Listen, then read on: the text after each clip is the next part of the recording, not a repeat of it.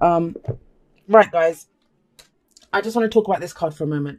It's coming up for everyone. I think it's going to be a recurring theme. I haven't recorded the outro yet, so maybe I'll talk about this. We'll see. We'll see who else it comes up for, but it's the worst is over. I want to say that, the worst is over with the Ten of Swords. It's already happened. We're not kind of coming in on the scene where they're just standing around getting ready to stab her. It's happened. So don't worry. So let's have a look. We have, and it's weird because it keeps coming up after a really positive energy.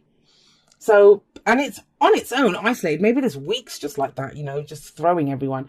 But we have the Eight of Swords as an underlying energy. And, this is our thoughts keeping us trapped. Now, I get it, guys. If this is what you're experiencing, and someone's trying to tell you, yeah, you can do this, or you can have that, or, trying to talk to you, this is that whole fuck off. No, I don't want this. I can't do this. This is too much.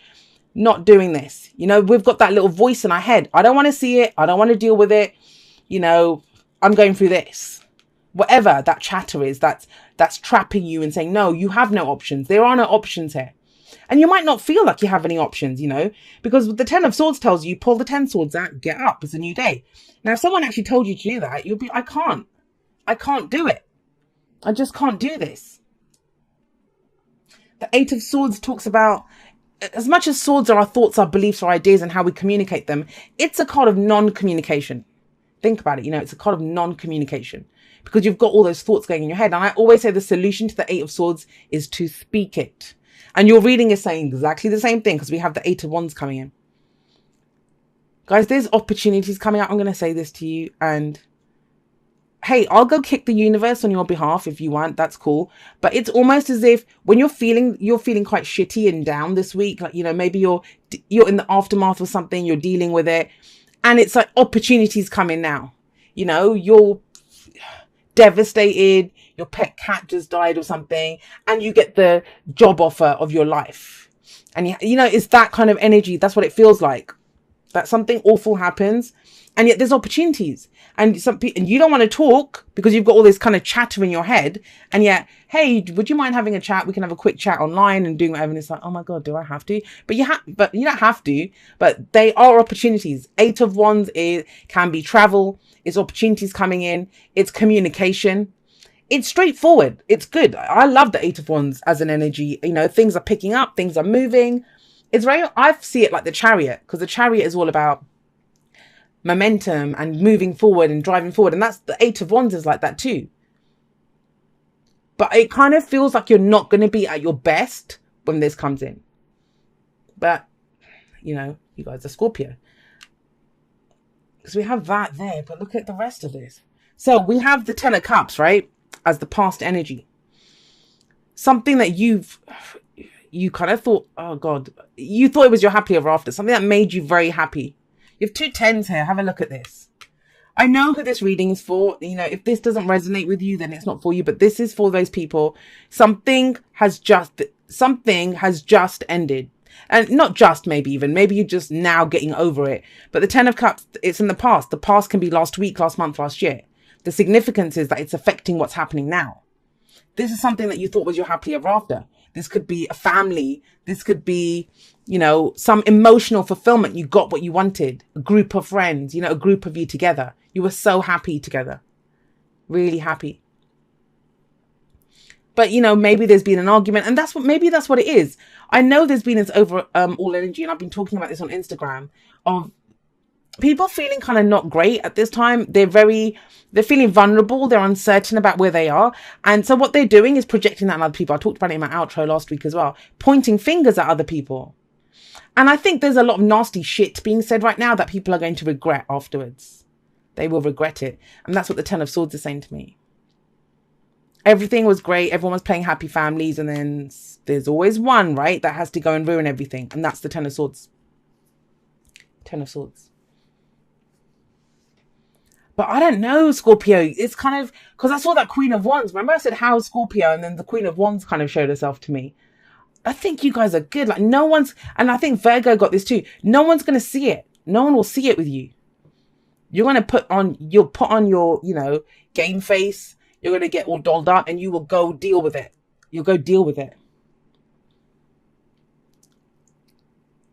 because we have opportunities. You know, the Wheel of Fortune is opportunities, the Eight of Wands, and that it's actually a game changer. It's actually a game changer for you. I know you're going to be told in your head, it's going to be, I can't do this. This is the wrong week for it. I can't do it. But guys, please, you know, these kind of doors, these kind of opportunities, they don't last forever. Those doors don't stay open forever. And that could be it. That's part of it, right? Trust me, when I was going through some of the worst pain in my life, just the worst pain, that's when I had all these opportunities and I had to do it. I just did it. And for me, I wasn't using it to ignore my pain, but it was a way for me to deal with my pain going through this stuff.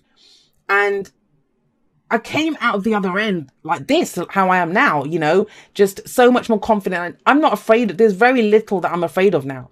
You know, I've been through so much and I know what I'm capable of, that I can keep going. I can keep pushing. And that's you guys too. I have a Scorpio North Node. I'm saying I'm getting that from your lot's energy, I'm sure. You know, fixed signs get it done. Sorry, anyone else that's watching this. That's what makes us so stubborn, you know, because we are fixed. We're going to do it. We're going to commit to it and we're going to get it done. And this is and you know what? This doesn't even have to be something awful that's happened here. Like I said, the worst is over here. This is the point where it turns around. This is the point where this is the week, where it turns around. I'm not just saying that to sugarcoat. The Wheel of Fortune is saying that as well.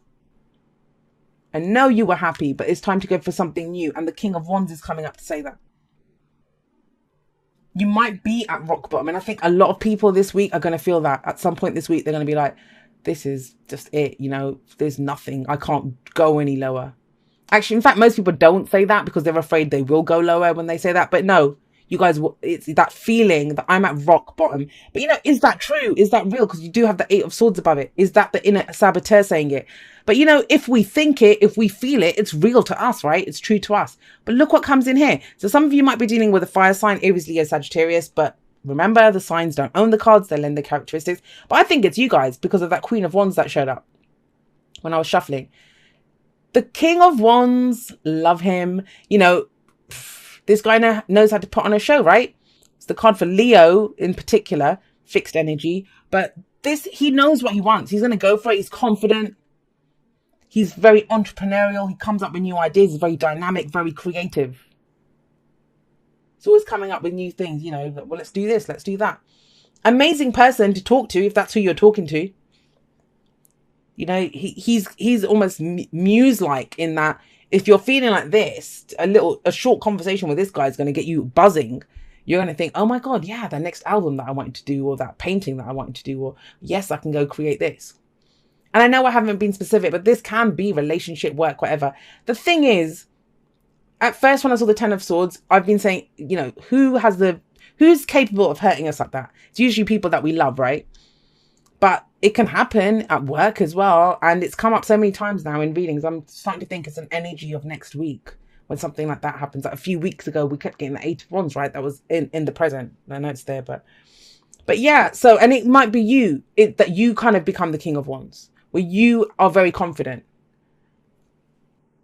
I don't know. Some of you might be doing the fake it till you make it thing. It works for you though. You guys can rock it because you've got the Eight of Wands, King of Wands coming up here.